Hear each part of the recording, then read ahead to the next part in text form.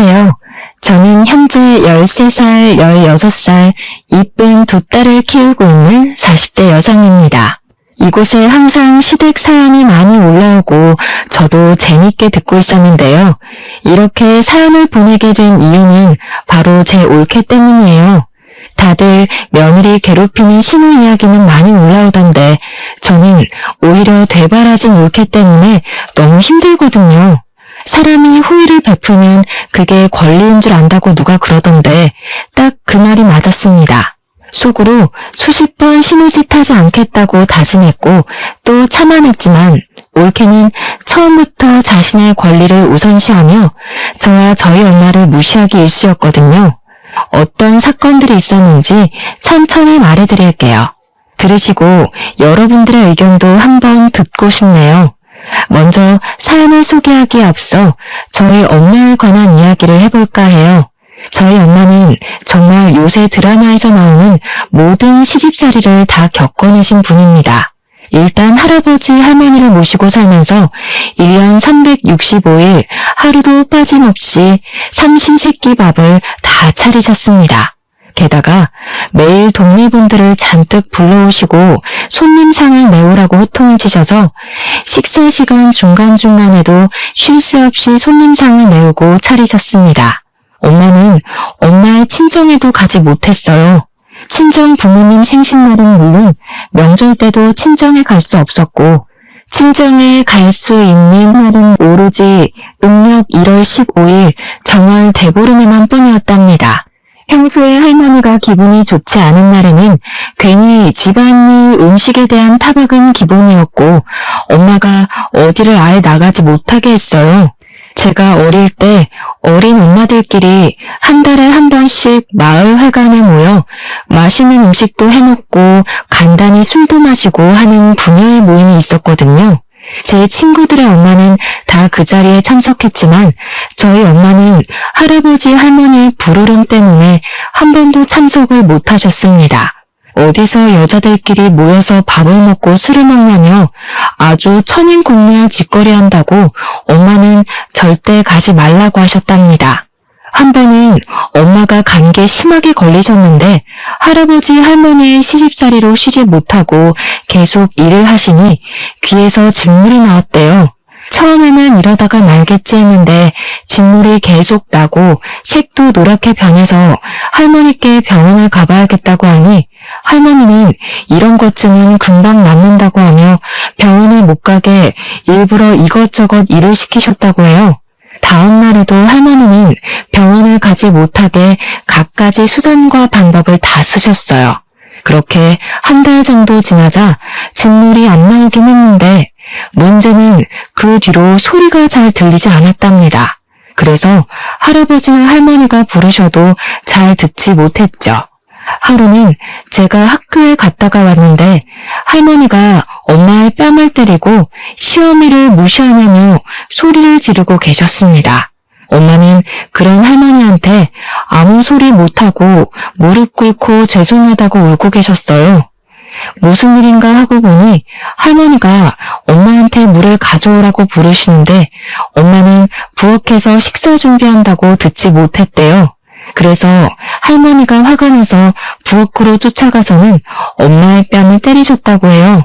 그때가 저 초등학교 1학년이었는데 어린 마음에 너무 놀라서 그 모습을 보자마자 바지에 실수했어요. 실수하는 제 모습을 보시고 할머니는 엄마에게 딸년 교육을 얼마나 멍청하게 했으면 아직도 똥오줌을 못 가리냐며 더 크게 화를 내셨답니다. 흔히들 며느리 사랑은 시아버지라고 하죠. 그러나 우리 집은 아니었습니다. 할아버지도 만만치 않으셨어요. 엄마가 조금이라도 식사 준비가 늦어지면 할아버지는 불같이 화를 내셨습니다. 그리고 항상 뜨거운 국만 드시고 식으면 국을 드시지 않았어요.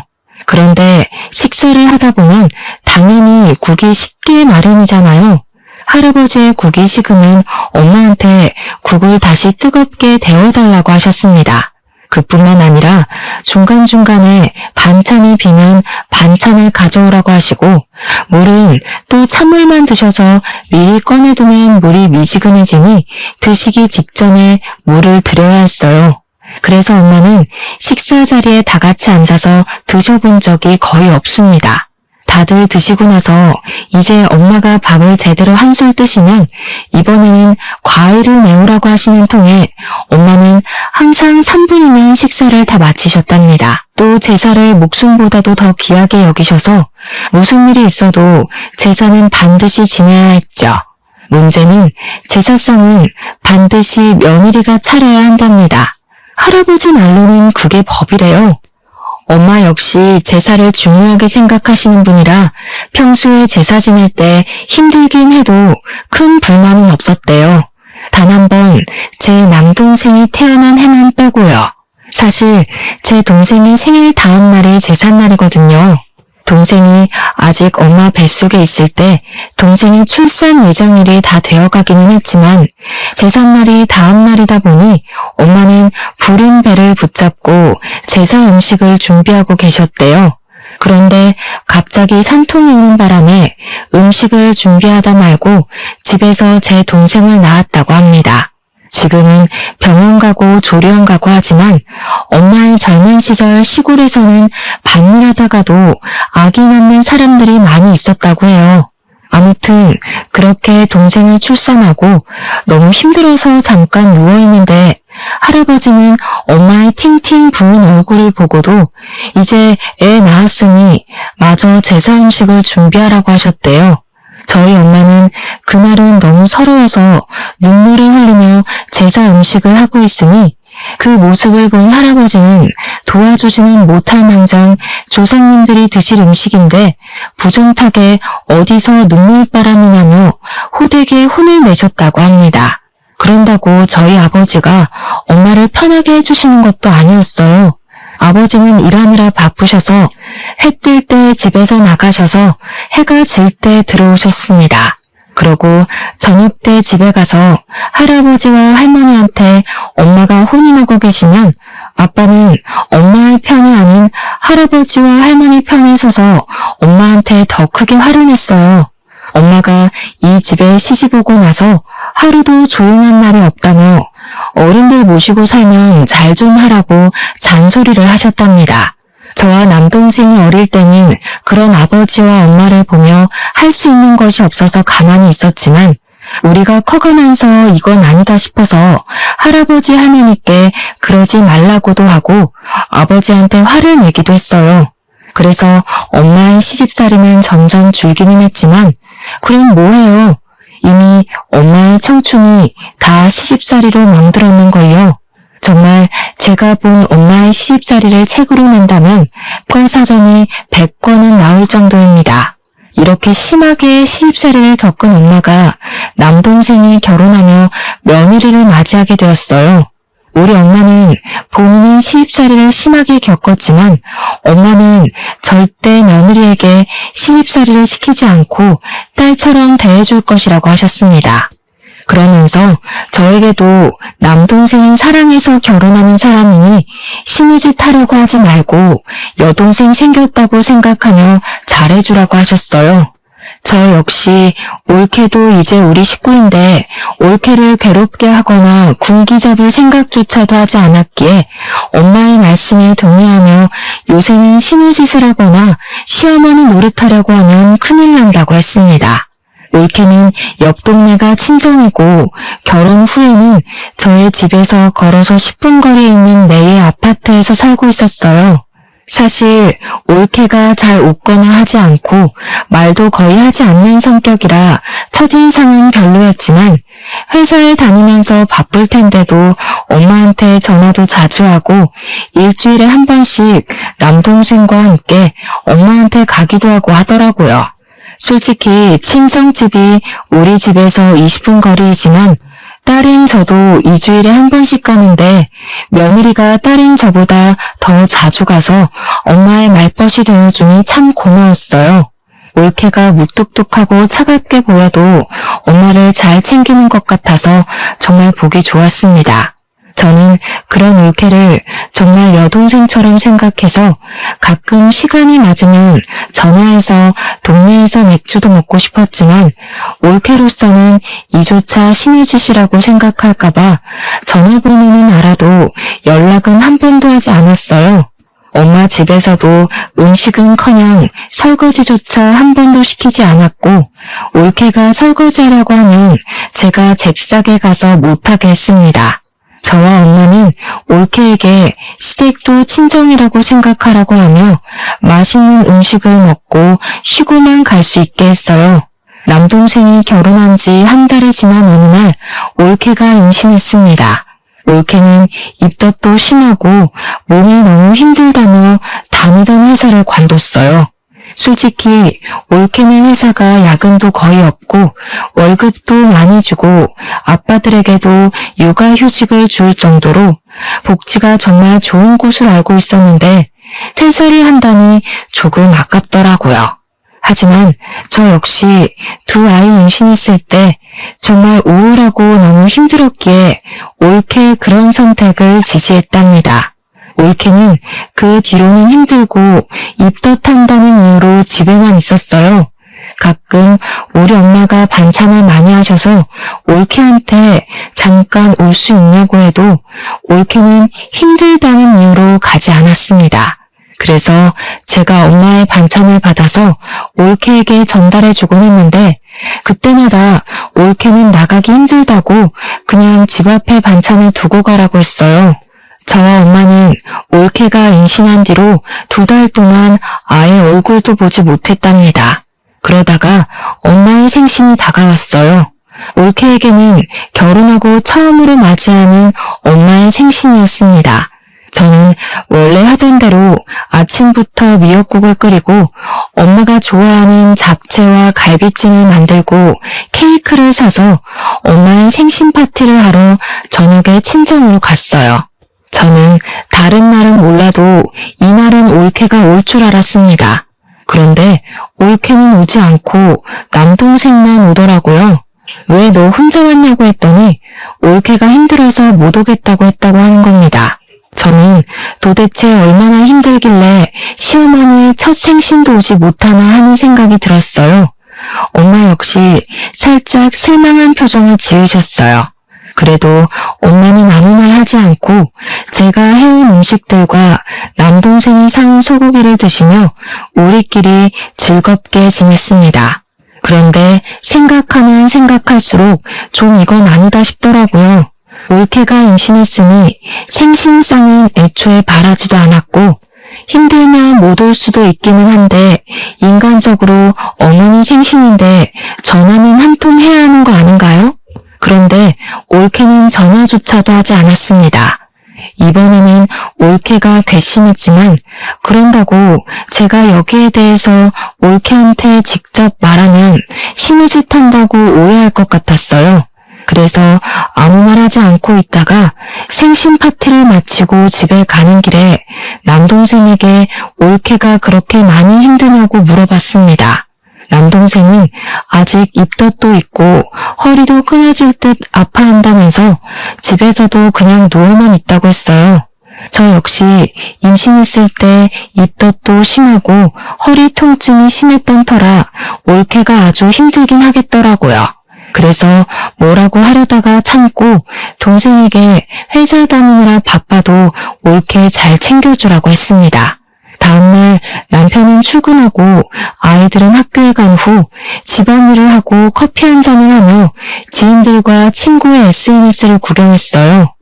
SNS를 보고 있는데 올케가 추천 친구 목록에 뜨더라고요. 그래서 한번 들어가 봤는데 입덧이 심하고 허리가 끊어질 듯 아프다고 했던 올케가 친구들과 호텔로 놀러가서 찍은 사진이 있는 거예요. 심지어 이 사진을 올린 시간을 보니 바로 어제 우리가 엄마의 생신 파티를 할 때 사진을 올렸습니다. 그리고 사진 밑에 쓴 글을 보니 1박 2일 동안 오랜만에 친구들과 놀러가서 행복하다고 적혀 있었어요. 그 사진과 글을 보니 너무 황당하더라고요. 그래서 바로 올케한테 전화를 걸었습니다. 올케가 바로 전화를 받길래 지금 혹시 어디냐고 물었어요. 올케는 아주 당당하게 지금 여행 중이라고 말하더라고요. 올케, 어제 우리 엄마 생신이던 거 알고 있어? 어머니 생신인 것은 알고 있었는데 친구들과 여행이 오래전부터 계획되었던 거라서요. 그래서 여행 왔는데 무슨 문제 있나요? 동생은 올케가 입덧도 심하고 허리도 아파서 누워만 있다고 했는데 이렇게 여행 간 사진 보니까 그다지 기분이 좋지는 않네. 여행은 오래전에 친구들과 계획했으니까 그렇다 치고 엄마한테 전화라도 한 통 하지 그랬어. 설마 형님 제가 며느리라고 시어머니 생신상 차리라고 시키시려던 건 아니죠? 요새 시대가 어느 시대인데 며느리가 시어머니 생신상 차리고 그래요. 그리고 전화는 하려고 했는데 어머니가 오전 오후에는 밭일 하시느라 바쁘시고 저녁 때는 가족끼리 생신 파티 하는데 제가 괜히 흐름 낄까봐 못했어요, 형님. 저 지금 친구가 불러서 전화 끊을게요. 저는 올케의 말을 듣고 제가 40대라서 요새 젊은 사람의 생각을 이해 못하나 싶었습니다. 그냥 있으려다가 엄마도 이 사실을 알아야 할 것 같아 엄마한테 전화해서 사실 올케가 지금 여행 중이었다고 했어요. 그랬더니 엄마는 그냥 한숨을 쉬시면서 아기 낳으면 이제 자유롭게 어디 가지도 못할 텐데 괜히 이러쿵저러쿵 하지 말고 그냥 조용히 있으라고 하셨습니다. 엄마가 그냥 있으라니 가만히 있기는 했는데 솔직히 올케의 이런 행동이 이해가 전혀 되지 않더라고요. 뭐라고 더 하면 올케가 신우짓을 한다고 생각할까봐 뭐라고 하지도 못하고 그냥 조용히 있었답니다. 그 뒤로도 올케는 집에 거의 오지 않았고 일이 있을 때마다 남동생만 왔어요. 엄마는 임신한 올케가 불편할까봐 전화조차도 올케에게 하지 않았고 무슨 일이 있어도 항상 남동생에게만 전화했습니다. 시간이 흘러 올케가 결혼한 뒤 첫 명절이 다가왔어요. 저는 남편이 출장을 가서 시댁에는 전화만 드리고 가지 않았고 아침에 아이들을 데리고 친정으로 갔습니다. 친정으로 가서 엄마와 차례상을 올릴 음식 재료들을 손질하는데 올케와 남동생이 점심시간에 왔어요. 저는 임신하고 나서 처음 보는 올케가 반가워 이것저것 물어봤습니다. 올케는 아주 당황한 표정을 지으며 그냥 예전보다는 몸이 괜찮아졌다고 했어요. 남동생네 부부도 오고 식사 시간이 되어 밥을 차리는데 올케는 힘들다는 이유로 방에 들어가 있고 남동생만 나와서 저를 도왔습니다. 반찬과 수저는 다 왔고 밥과 국만 풀면 되는 상황에서 제가 올케에게 밥 먹으러 오라고 불렀어요. 올케가 부엌으로 왔는데 아직 밥이 퍼지지 않은 것을 보고 인상을 딱 찌푸리더라고요. 뭐야? 아직 밥도 퍼지지 않았는데 왜 벌써 나오라고 불러요? 설마 저한테 밥 푸라고 나오라고 하신 거예요? 그래, 누나가 너무 빨리 불렀어. 밥까지 다 푸고 부르면 되지. 왜 벌써 불러? 이제 밥을 푸니까 지금 부른 거지. 그리고 이렇게까지 짜증을 낼 일이야? 그래봤자 고작 1분, 2분 차이인데 꼭 엄마도 그렇고 누나도 그렇고 밥을 다 푸고 나서 부르면 되지. 꼭 이렇게 빨리 부른다니까. 지훈아, 내가 미안해. 다음에는 밥 다 푸고 부를게. 일단 자리에 앉아. 저는 올케를 보니 정말 황당하더라고요. 이런 올케의 행동도 어이없는데 더 어이없는 건 제 동생이었습니다. 제 동생은 원래 가정적인 아이가 아니었거든요. 결혼 전 할아버지와 할머니가 남자는 주방에 얼씬도 하면 안 된다고 하시는 통에 남동생은 집에서 숟가락조차도 놓지 않았습니다. 상에 반찬 올리는 것도 밥을 푸는 것도 한 적이 없었어요. 그런 동생이 자기 와이프한테는 아무 말도 하지 않고 그저 하자는 대로만 하고 있었습니다. 밥을 먹는데도 올케가 어이없는 이유로 짜증을 내면 다 받아주고 쩔쩔매는 모습을 보니까 누나로서 정말 꼴보기가 싫더라고요. 밥을 다 먹고 나서도 올케는 힘들다는 이유로 자신이 먹은 그릇조차 치우지 않고 그냥 방에 들어가 버렸습니다. 그 덕에 당연히 저 혼자 설거지를 했네요. 엄마는 이런 막대 먹은 올케에게 과일을 깎아서 방에 가져다 주시고 물도 가져다 주셨습니다. 저는 그런 올케가 얄밉기도 하고 화가 나서 방에 들어가서 뭐라고 하려고 했지만 엄마는 임신 8개월이나 돼서 힘들 텐데 괜히 그러지 말라고 하시며 그냥 푹 쉬게 내버려 두라고 하셨어요. 시어머니는 엄마가 그러자는데 제가 뭐라고 할 수는 없어서 그냥 알겠다고는 했는데 올케는 그날 명절 모든 준비가 마쳐질 때까지 방에서 한 걸음도 나오지 않더라고요. 다음 날이 되었어요. 친척들이 우리 집에 아침 일찍 오시고 차례상을 차리는데 솔직히 설거지나 상 차리는 일은 하지 않더라도 결혼 후 첫 명절인데 친척들한테 인사는 해야 하지 않나요? 친척들이 오셨는데도 올케는 방에서 나오지 않았습니다. 일부러 제가 올케를 크게 불렀는데 남동생은 잠자리가 바뀌어서 어제 잠을 한숨도 자지 못했다며 그냥 쉬게 두라고 하는 거 있죠.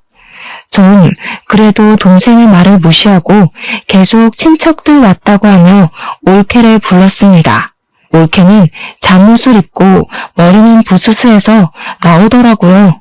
저는 올케에게 아무리 힘들어도 친척 어른들 오셨으니 인사는 하라고 했더니 마지못해 고개만 까딱하고 다시 들어가려는 겁니다. 참다 못한 제가 임신해서 아무리 힘들어도 시어른들 오셨으니 와서 같이 있으라고 하며 한 소리 했습니다. 저는 친정에서 차례상을 한 번도 차려본 적이 없어요. 그리고 솔직히 말해서 이 차례상이 형님네 조상들을 위한 것이지 제 조상을 위한 것은 아니잖아요. 저는 얼굴 한 번 못 본 조상들인데 제가 이 조상들을 위해 상을 차려야 하나요? 며느리라는 이유로요? 그래, 올케 말이 다 맞기는 하는데 내가 언제 너한테 차례상 차리라고 했어? 조상님들은 올케가 얼굴도 못 봤으니 그렇다 치고 지금 여기 오신 친척 어른들께 인사를 할 수 있는 거잖아. 아니야? 누나, 지금 신우짓 하고 있는 거 알아? 솔직히 지은이 말이 다 맞지, 안 그래? 지은이는 솔직히 이 집 핏줄도 아닌데 며느리라는 이유로 굳이 상 차릴 필요 없지. 꼰대같이 왜 그래? 뭐? 꼰대? 지금 나만 이 상황이 이해되지 않는 거니? 솔직히 내가 네 와이프한테 설거지를 시켰니? 음식을 장만하라고 했니? 네 와이프 말대로 내 조상이니까 내가 음식 장만 다 했고 상도 내가 다 차린다고. 그런데 결혼 후 첫 명절이고 친척들은 결혼식 이후 처음 뵙는 자리인데 방에서 나와보지도 않고 저러고 있는 게 말이 돼? 아유, 희진아, 그만해라. 지은이도 임신하고 했는데 힘들겠지 뭐. 그냥 지은이는 들어가서 쉬고 우리끼리 하자꾸나. 올케는 그냥 방에 들어가 버리고 아버지와 엄마는 친척들에게 지금 임신해서 너무 힘들어서 그러니 이해해달라고 했습니다. 친척들은 부모님께 며느리가 아주 사람 잡겠다며 농담식으로 이야기하시는데 정말 기분이 좋지 않더라고요. 차례가 끝날 때까지 올케는 방에서 아예 나오지 않았고 차례가 끝나자마자 기다렸다는 듯 남동생과 자기 친정으로 휙 가버렸습니다. 그렇게 어이없는 명절이 끝나버렸답니다. 명절이 지나고 한 달 정도나 흘렀으려나요? 올케의 친정엄마가 돌아가셨다는 연락을 받았습니다. 사실 올케의 아버지는 이혼해서 연락되지 않고 엄마와 둘이서만 살았는데 그런 엄마가 돌아가셨으니 얼마나 힘들겠어요. 그래서 저는 소식을 듣자마자 바로 장례식장에 갔습니다. 올케는 지금 임신 9개월 차라서 배가 많이 불러있는 상황이었어요. 걷기도 힘든지 걸을 때마다 뒤뚱거리며 통곡을 하는데 정말 너무 안타깝더라고요. 그런 올케를 보면 눈물이 자꾸 나서 장례식장에서 친언니처럼 하나하나 챙겨주고 도와주었습니다. 우리 엄마도 엄마와 둘이서만 살아서 각별할 텐데 돌아가셨으니 얼마나 힘들겠냐고 하시며 장례식장에서 손님 맞이도 직접 하시고 올케와 같이 3일 밤을 지새웠어요. 그렇게 무사히 사돈 어르신의 장례식을 마쳤습니다. 장례식을 마치고 일주일 정도가 지났어요. 저는 장례식 후에 올케한테 고맙다는 전화가 올 줄 알았습니다. 그런데 전화가 한 통도 없더라고요. 저는 그렇다 치고 엄마는 3일 동안 같이 장례식장에서 밤을 지새웠는데 엄마한테조차 아무 연락이 없었대요. 솔직히 서운하긴 했지만 지금 출산을 앞두고 있기도 하고 엄마를 잃은 슬픔이 커서 그런가 보다고 이해하려고 했습니다. 그리고 2주일 정도 후에 조카가 태어났어요. 엄마는 올케의 조료한 태조날에 올케를 위해 밑반찬과 미역국, 산모들에게 좋은 한약을 준비해 주셨습니다. 제가 요새는 반찬도 잘 나와서 시켜 먹어도 된다고 했지만 그래도 친정엄마도 돌아가셔서 챙겨줄 사람도 없는데 우리가 챙겨야 한다며 허리가 아프신데도 굳이 음식을 잔뜩 만드시더라고요. 엄마는 밭일 때문에 가지 못하니 저한테 음식들을 올케에게 갖다 주고 시간 되면 올케가 좀 쉴 수 있게 아기도 보고 오라고 했습니다. 솔직히 이전의 올케 행동을 생각하면 하기가 싫었지만 제가 첫째 아이를 낳고 난 직후를 생각해보니 올케가 지금 얼마나 힘들까 하는 생각이 들었어요. 사실 저는 출산 직후 너무 힘들었거든요. 잠도 못 자고 밥도 제대로 못 먹고 밖에 나가지도 못하니 정말 사람이 이래서 정신을 놓고 미치는구나 하는 생각이 들 정도였습니다.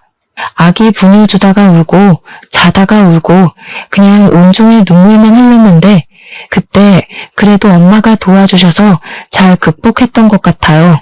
그런데 올케는 그렇게 도움을 주실 엄마도 없으니 얼마나 힘들까 하는 생각에 올케가 미운 마음은 일단 접어두고 엄마에게 반찬과 한약을 받아서 올케 집으로 갔습니다. 집에 가서 배를 누르려다가 조카가 잘 수도 있을 것 같아서 조심스럽게 문을 두드렸어요. 한 번, 두 번 두드리는데 나오지 않더라고요. 세 번째 두드릴 때 올케가 나왔는데 제가 문을 두드리는 바람에 조카가 잠에서 깼다고 짜증을 엄청 냈습니다.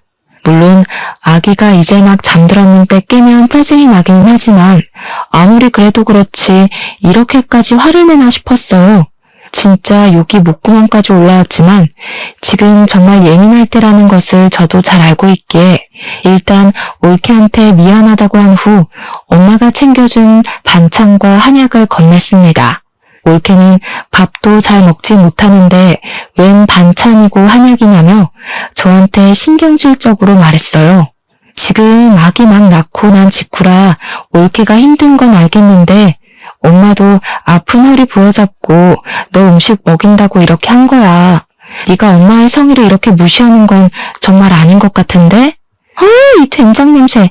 개도 안 먹겠다. 우리 집 깨끗한데 더러운 냄새 퍼지잖아요. 그러게 왜 쓸데없는 짓을 해서 사람 스트레스 받게 해요? 그냥 다 갖다 버리든가 해야지. 야, 너 진짜 너무한 거 아니니? 우리 엄마는 너를 진짜 딸처럼 생각했어. 정말 설거지, 음식 한 번 시킨 적도 없고 바란 적도 없었어.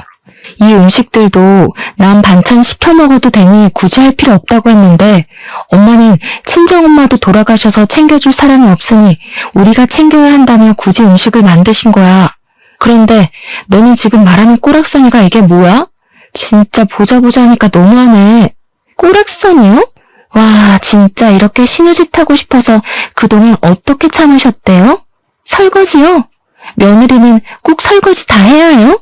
아니 솔직히 우리는 남인데 설거지며 음식이며 그게 웬 말이에요?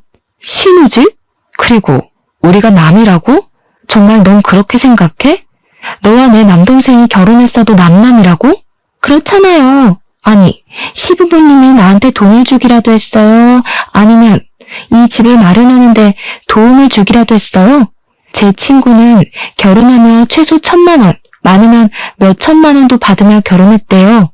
그런데 난 결혼하고 지금까지 시부모님께 땡전 한 푼도 받은 적이 없어요. 제가 시부모님한테 무슨 도움을 받기로 했어요? 아니면 돈을 받기로 했어요? 그런데 제가 왜 며느리 노릇을 해야 해요? 그렇게 생각한다는 거지. 지금 네가 한 말 우리 부모님께 다 말씀드려도 되니? 당연하죠. 얼마든지 말씀드리세요.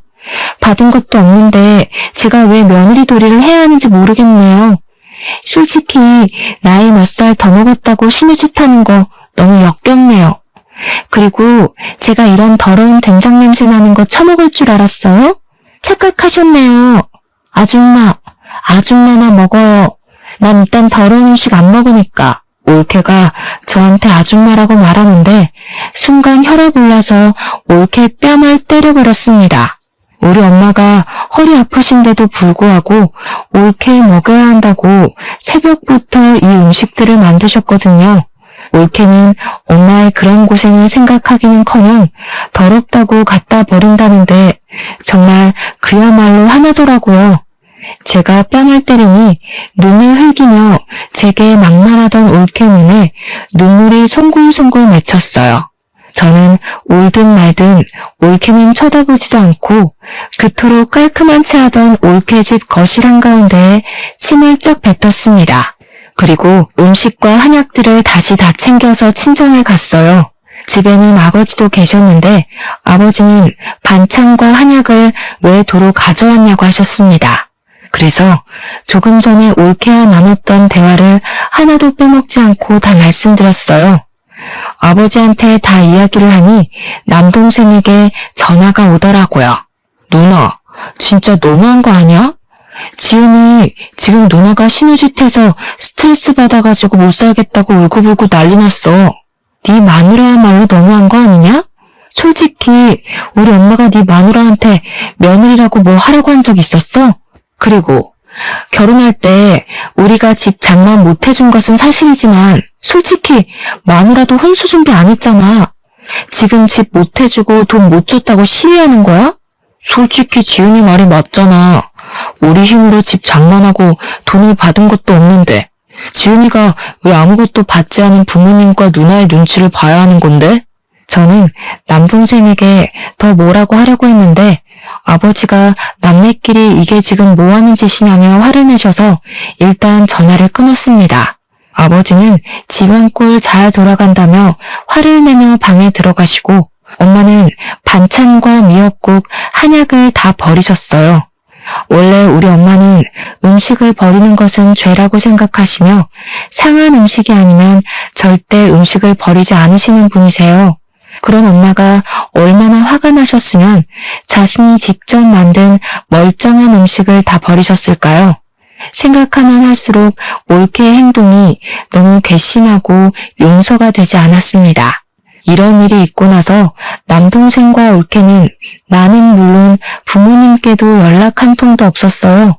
솔직히 이 상황이 이해가 가지 않지만 100번을 양보해서 올케의 말이 다 바르다고 해도 남동생은 부모님이 그동안 키워주고 이만큼 길러주셨는데 이딴 식으로 행동하는 것이 정말 용납이 안 되고 화가 났습니다. 하지만 부모님은 남동생과 올케의 막대먹은 행동에도 아무 말씀도 하지 않으시고 여전히 가만히 계셨어요. 그러다가 아버지의 칠순이 다가왔습니다. 아버지는 잔치는 원하지 않으셨고 그냥 가족끼리 좋은 펜션이나 호텔 잡아서 여행이나 가서 재밌게 놀고 오자고 하셨어요. 저는 남동생에게 이런 상황을 이야기하려고 했는데 전화를 받지 않아 카톡을 남겼습니다. 남동생이 다음날 전화를 했는데 자기들은 아이가 어려서 못 가겠다고 하더라고요.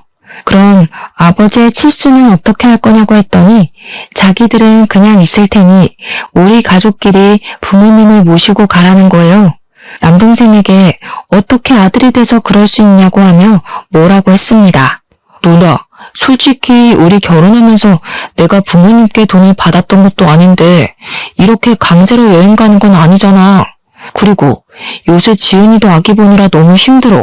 잠도 못 자고 밥도 못 먹고 정말 눈만 뜬 시체같이 살고 있다고. 그니까 우리한테 여행 가라고 강요하지 마. 야, 네 마누라만 아기 낳았냐? 나도 낳았고 엄마도 낳았어. 다 그러면서 엄마 되는 거야. 오버 좀 하지 마. 그리고 결혼할 때 우리 집에서 돈도 못 주고 집도 못 마련해줬다는 이유로 부모님이 며느리한테 무시당하면서 살아야 하니? 솔직히 부모님이 네 마누라한테 집안일을 시켜니 막말을 했니? 그리고 피가 안 섞인 남남이라고 해도 지인이고 친구면 생일 축하해주는 건 당연한 거야. 알겠어? 그니까 너도 이번엔 헛소리 하지 말고 꼭 와라. 알겠냐? 저는 남동생에게 협박하듯이 반드시 이번엔 오라고 하고 끊어버렸습니다. 그래도 남동생은 자기는 못 가겠다고 하며 부모님께 잘 말해달라고 문자가 왔어요. 저는 너무 열이 받아서 엄마한테 전화로 다 이야기했습니다. 엄마는 아버지가 이번 여행 때 중요한 이야기를 할 것이라며 반드시 저는 다 참석하라고 하셨다고 했어요. 무슨 중요한 말씀이냐고 했더니 이번에 아버지가 할아버지께 물려받은 땅을 팔고 2억을 받았다고 하더라고요. 아마 그 2억을 나누고 아버지 유산에 대해서 말씀을 하실 것 같다며 반드시 다 참석하라고 하시는 거예요. 그러면서 제가 또 이야기하면 신을 지시네 뭐네 할 수도 있으니 엄마가 직접 이야기를 하겠다고 하시며 저한테는 남동생에게 연락은 따로 하지 말라고 하셨습니다. 잠시 뒤 엄마한테 다시 전화가 왔는데 남동생 가족도 오기로 했답니다. 여행 장소는 조카가 아직 너무 어려서 멀리는 못 가고 여기서 1시간 거리의 바닷가로 정했고 날짜는 남동생의 일정에 맞춰서 아버지의 생신이 지나고 가기로 했어요. 아버지는 생신 때 제주도로 가고 싶으신 것 같았는데 아버지 뜻대로 하지 못하고 남동생의 눈치를 봐야 하는 이 상황이 짜증이 나더라고요. 일주일 정도가 지나 아버지의 생신날이 되었습니다. 사실 전날에 남동생과 올케에게 내일 아버지의 생신이니 저녁 때 부모님 집으로 오라고 했어요. 저는 아침 일찍부터 가서 엄마와 아버지의 생신상을 준비했습니다. 아버지가 좋아하시는 회를 떠오고 매운탕도 끓이고 미역국도 끓였어요. 저녁 시간이 되어 남편도 퇴근하고 친정으로 오고 아이들도 학교 다니면서 다 같이 저녁 식사를 하려는데 남동생과 올케는 연락도 없고 오지도 않았습니다. 아버지는 그냥 내버려두라며 우리끼리 맛있게 먹자고 해서 우리 가족끼리 아버지의 생신을 축하하며 먹고 끝났어요. 그리고 칠순 여행을 하는 날이 되었습니다. 원래는 11시까지 식당 앞에 모여서 다 같이 점심을 먹은 후 바닷가를 구경하고 펜션으로 들어가기로 했는데 남동생과 올케네가 11시가 되어도 식당 앞에 나타나지 않고 전화도 받지 않았습니다. 12시가 되자 그제야 나타났어요. 왜 이렇게 늦었냐고 물어보니 늦잠을 잤다고 하더라고요. 그런 남동생 부부를 보니 짜증이 났지만 어린 아기와 이동하려면 준비할 것이 정말 많다는 것을 잘 알기에 그냥 조용히 있었습니다. 밥을 먹고 바닷가를 구경하는데 정말 올케는 인상을 팍 쓰며 구시렁거리기만 했어요. 정말 중3인 우리 큰딸보다 더 많이 불평불만을 하더라고요. 솔직히 자기네들 일정에 맞춰서 날짜도 잡고 장소도 잡았는데 고마움은커녕 짜증만 내니 저도 슬슬 화가 났습니다. 뭐라고 하려고 했지만 아버지가 그냥 조용히 있으라고 하셔서 가만히 있었네요. 장을 보고 펜션에 들어가 고기를 구워 먹는데 남동생네 부부는 아무것도 하지 않고 방에 들어가서 쉬고 있었습니다. 솔직히 올케는 어린 아기를 봐야 하니 어쩔 수 없다 치지만 남동생은 나와서 같이 준비를 할 수도 있는 거잖아요. 그리고 올케도 부모님이 오랜만에 손주 보는데 부모님 옆에서 아기 얼굴도 보여드릴 수 있는 거 아닌가요? 부모님은 손주 얼굴 보고 싶으신데 올케가 방문을 닫고 들어가 버리니 보지도 못하고 그냥 거실에 앉아 계시는데 참 할 말은 많았지만 꾹 참고 가만히 있었습니다. 어쨌든 우리 부부는 고기를 열심히 구웠고 고기가 다 구워지니 그제야 남동생네 부부가 나와서 먹기만 하고 다시 들어갔어요. 원래는 다 같이 고기를 먹으며 술도 한잔하려고 했지만 남동생네 부부가 저런 식으로 나오니 술맛도 나지 않더라고요. 그래서 술은 먹지 않고 고기만 먹고 저와 남편 둘이서 먹은 것을 다 치웠습니다. 정리하고 쉬고 있는데 아버지가 할 말이 있다고 하며 남동생네 부부더러 나오라고 하셨어요. 이번에 내 앞으로 있던 땅을 처분해서 2억의 현금이 생겼다. 솔직히 이제 나는 앞으로 살 날이 얼마 남지 않았으니 이 돈을 너희에게 나눠주려고 한다. 일단 내 옆에서 평생을 고생했던 너희 엄마에게 1억을 주고 회사 일로 바쁜 와중에도 우리를 잘 챙겨준 우리 사위한테 5천만 원, 그리고 큰딸에게 5천만 원을 주려고 한다. 그럼 우리 부부는요? 우리 부부는 그 돈 안 줘요? 대단하신 네 아내분께서 우리는 핏줄 하나도 섞이지 않은 남이라고 하지 않았니? 내가 자선사업가도 아니고 남한테 왜 내 돈을 줘야 하지? 그리고 너희는 몰랐겠지만 내 앞으로 있는 땅이 좀 된다. 내가 죽으면 그 땅의 50%는 너희 엄마한테 줄 거고 남은 50%는 큰딸과 사위 것이다. 경지인의 부부에게는 내 유산 10원도 내줄 수 없으니 그리 알아라. 아버지, 너무하신 거 아니에요? 어떻게 이 집 아들한테 재산을 하나도 안 물려줄 수가 있어요? 그러다 돌아가시면 제가 아버지 제사 안 차려도 돼요? 며느님, 저는 우리 며느님께 제사밥 얻어먹을 생각 추호도 없습니다.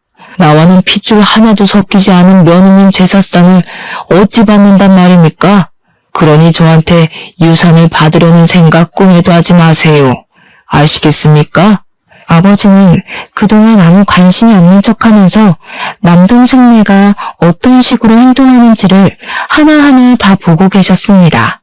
남동생이 무슨 말을 해도 아버지와 엄마는 남에게 재산을 하나도 물려줄 수 없다고 하니 올케는 엄마와 나에게 무릎을 꿇고 눈물을 흘리며 그동안 너무 죄송했다고 하더라고요. 며느님, 뭐가 죄송해요? 핏줄도 하나도 안 섞인 며느님에게 생일상이며 제사상을 바라는 우리가 못된 것이죠. 어서 일어나세요. 남인데 이렇게 무릎을 꿇으시면 어떡합니까? 이렇게 무릎을 꿇어도 우리는 며느님네 부부한테 드릴 것이 없으니 일어나세요. 그리고 이제는 남이니까 집에 안 오셔도 됩니다.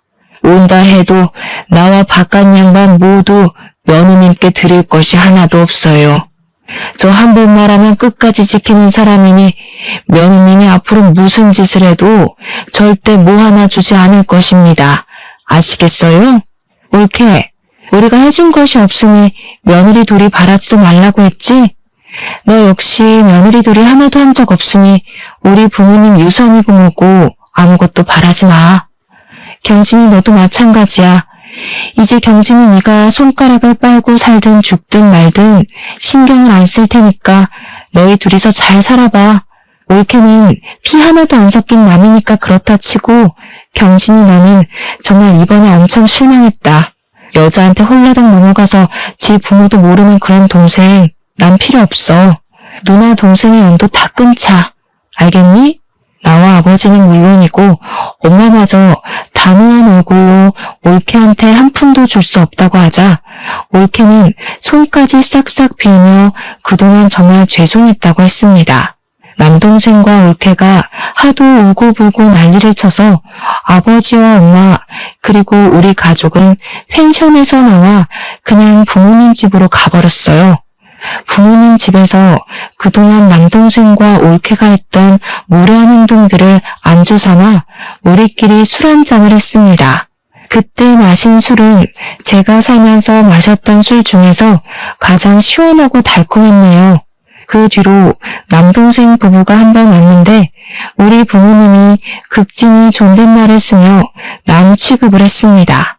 올케가 설거지라도 하려고 하면 절대로 하지 못하게 저와 엄마가 막아섰어요.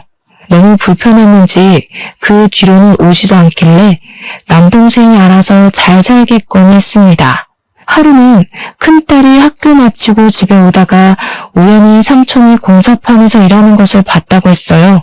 여기저기 알아보니 남동생이 다니는 회사가 부도나서 월급을 못 받고 있다고 하더라고요. 그리고 며칠 뒤 남동생과 올케가 싸구려 과일 세트를 들고 우리 집에 와서는 다짜고짜 무릎 꿇고 죄송하다고 하면서 아버지한테 받은 돈 5천만 원을 좀 빌려달라고 했습니다. 순간 예전에 올케 집에 반찬을 들고 갔을 때 올케가 제게 했던 행동이 떠오르더라고요. 아줌마, 무릎 꿇고 이러면 저희가 돈을 줄 거라고 생각해요? 저희 어차피 남이잖아요. 저는 자선사업가가 아니라서 빌려줄 돈도 없는데. 아, 그리고 그때 저한테 뭐라고 하셨어요? 개도 안 먹을 음식 가져와서 스트레스 주냐고 말했었죠? 저도 지금 아줌마가 개도 못 먹을 쓰레기 과일 가져와서 너무 스트레스 받네요. 어쩜 이렇게 싸구려만 골랐대? 음식물 쓰레기통에 다 버려야겠다. 당장 우리 집에서 나가요. 안 나가면 신고할 거예요. 그래도 무릎을 꿇고 일어나지 않고 울고불고 난리길래 경찰을 불러서 쫓아내버렸습니다. 그 뒤로는 연락이 끊겼고 부모님도 그런 자식 필요 없다며 연락 안 하고 살아서 어떻게 살고 있는지 모르겠어요. 저의 사연은 여기까지입니다. 흔히 하는 말로 가만히 있으면 가만히로 본다고 하죠. 저와 엄마는 올케를 여동생, 친딸로 생각하고 제 상식으로는 이해하기 어려운 행동을 해도 그냥 가만히 있었는데 그 결과 올케는 지나치게 선을 넘었고 지금은 가족의 연까지 끊어져 버렸네요. 솔직히 올케가 그때 무릎 꿇고 죄송하다고는 했지만 그 인성이 과연 어디 갈까 싶어요.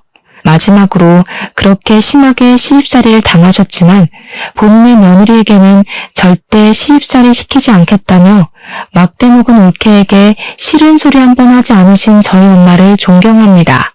그동안 남들보다 더 많은 눈물을 흘리며 사셨으니 남은 생에는 남들보다 더 많이 웃으며 사셨으면 좋겠어요. 아무튼 저의 이야기 들어주셔서 감사합니다.